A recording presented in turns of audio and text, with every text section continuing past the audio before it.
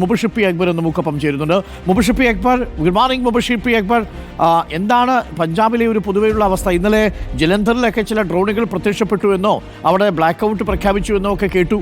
ഇടയ്ക്കിടയ്ക്ക് ഇങ്ങനെ വരിക പോവുക, കുട്ടികളിപ്പോൾ ഇങ്ങനെ ഡ്രോൺ വരുമോ എന്ന് ചോദിച്ച് നോക്കി നിൽക്കുന്നൊരു അവസ്ഥയാണെന്ന് തോന്നുന്നല്ലോ ഇപ്പോൾ നമ്മുടെ അതിർത്തിയിൽ. എന്താ പൊതുവെ പഞ്ചാബിലെ ഒരു അവസ്ഥ?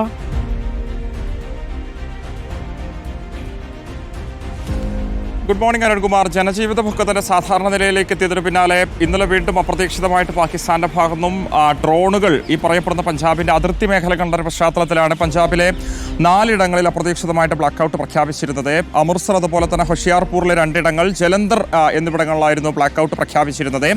ഇതിൽ അമൃത്സർ മേഖലയിലെ വിമാനത്താവളം കഴിഞ്ഞ ദിവസത്തോടുകൂടി തുറന്ന് പ്രവർത്തനം ആരംഭിച്ചിരുന്നു.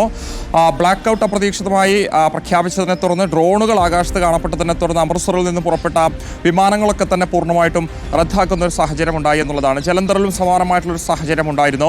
അമൃത്സറിലും ജലന്ധറിലും ചിലയിടങ്ങളിലാണ് പാക് ഡ്രോണുകൾ കാണപ്പെട്ടത് എന്നുള്ളതാണ് ദേശീയ മാധ്യമങ്ങൾ ഉൾപ്പെടെ റിപ്പോർട്ട് ചെയ്തത്.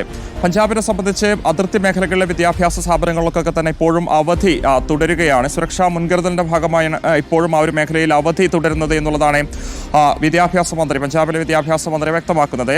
അതോടൊപ്പം തന്നെ അതിർത്തി മേഖലകൾ കേന്ദ്രീകരിച്ച് ആന്റി ഡ്രോൺ സംവിധാനം ഇന്നു മുതൽ നടപ്പിലാക്കി തുടങ്ങുമെന്നുള്ളതാണ് ആ മേഖലകളിലെ ജില്ലാ ഭരണകൂടങ്ങളൊക്കെ തന്നെ പറയുന്നത്. 51 കോടി രൂപ കഴിഞ്ഞ ദിവസം അതിനുവേണ്ടി മുഖ്യമന്ത്രി ഭഗവത് മാൻ പ്രഖ്യാപിച്ചിരുന്നു. കൂടാതെ 3 മന്ത്രിമാർ ആ മേഖല കേന്ദ്രീകരിച്ച് ഇപ്പോഴും ഏകോപനം നിർവഹിച്ചു വരികയാണ്. പ്രധാനമന്ത്രി കഴിഞ്ഞ ദിവസം ശക്തമായ താക്കീത് പാകിസ്ഥാന് നൽകിയത് വലിയ ആശ്വാസമാണ് പഞ്ചാബിലെ ജനങ്ങളെ സംബന്ധിച്ചും ഉണ്ടാക്കിയിരിക്കുന്നത്. അതിർത്തി ഗ്രാമങ്ങളിൽ നിന്നുൾപ്പെടെ ഈ ഒരു പ്രകോപനമുണ്ടായ പശ്ചാത്തലങ്ങളൊക്കെ തന്നെ കഴിഞ്ഞ ദിവസം നമ്മൾ കണ്ടതാണ്. പലായനം ഉണ്ടായിരുന്നു. ഉൾഗ്രാമങ്ങളിൽ നിന്നുൾപ്പെടെ ആളുകൾ സുരക്ഷിത കേന്ദ്രങ്ങളിലേക്ക് മാറിയിരുന്നു.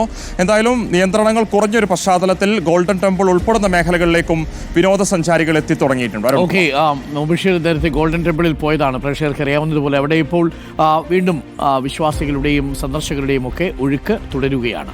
നല്ല കാര്യം, ആളുകൾ വരട്ടെ, ആളുകൾ ഇങ്ങനെ ഒഴുകട്ടെ, ഓരോ സ്ഥലങ്ങളിലൂടെയും അവരൊക്കെ കണ്ട് കാഴ്ചകൾ പോകട്ടെ.